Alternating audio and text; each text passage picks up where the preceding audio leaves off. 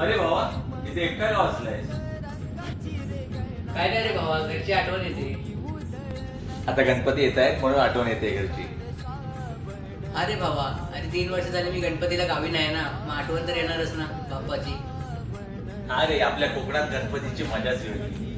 कोकणात मुंबईकडे आले की समजायचं गणपती चालू झालंय, मग संध्याकाळच्या आरत्या चालू होतात, मग ते नैवेद्य, मोदक, काजूचे, आंब्याचे खायची वेगळीच मजा असते रे. आदल्या रात्रीचं तर तुला माहितीच आहे, डेकोरेशनचं डिस्कशन होईपर्यंतच सकाळ होते.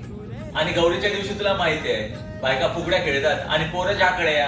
आणि आम्ही पत्ते. तुम्ही पत्तेच खेळा. आणि हे सगळे झाल्यावर दुसऱ्या दिवशी विसर्जन असतं. अरे गणपती नाही तर नाही, चल आपण झाकडी खेळू. चल.